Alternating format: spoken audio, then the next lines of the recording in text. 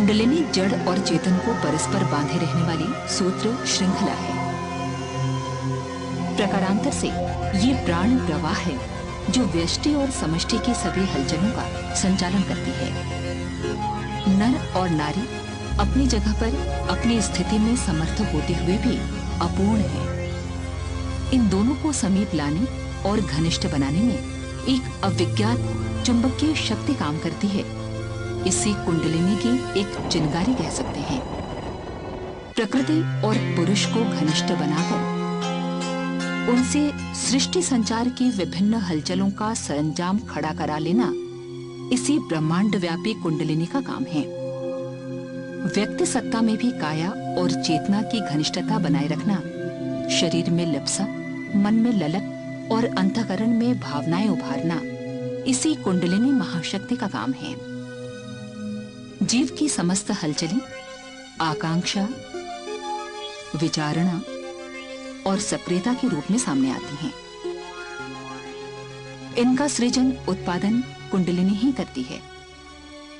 अन्यथा जड़ पंच तत्वों में पुलकन कहां, निर्लिप्त आत्मा में उद्विग्न आतुरता कैसी। शरीर शास्त्र की दृष्टि से कुंडलिनी का विश्लेषण प्राण, विद्युत एवं जीवनी शक्ति के रूप में किया जाता है। मेरुदंड शरीर की आधारशिला है। इस पोले मेरुदंड में शरीर विज्ञान के अनुसार अनेक नाड़ियां हैं जो विविध कार्यों में नियोजित रहती हैं। आध्यात्मिक विज्ञान के अनुसार इनमें प्रमुख 3 नाड़ियां हैं: इड़ा, पिंगला और सुषुम्ना। इड़ा पिंगला की 2 धाराएं मिलकर सुषुम्ना की सृष्टि करती हैं। सुषुम्ना नाड़ी के अंतर्गत भी 3 अत्यंत सूक्ष्म धाराएं प्रवाहित होती हैं, जिन्हें वज्रा, चित्रणी और ब्रह्म नाड़ी कहते हैं। ये ब्रह्म नाड़ी मेरुदंड के निचले भाग में अवस्थित मूलाधार चक्र के एक काले वर्ण के षटकोण वाले परमाणु से लिपटकर बंध जाती है। षटकोण परमाणु को योगिक ग्रंथों में कूर्म कहा गया है। कूर्म में ब्रह्मनाड़ी के गुंथन को आध्यात्मिक भाषा में कुंडलिनी कहते हैं। मेरुदंड के आधार से लेकर मस्तिष्क तक ब्रह्मनाड़ी से प्राण प्रवाह के मध्य 6 चक्र स्थित हैं, जिन्हें क्रमशः मूलाधार, स्वाधिष्ठान, मणिपुर, अनाहत, विशुद्ध एवं आज्ञा चक्र के नाम से जाना जाता है।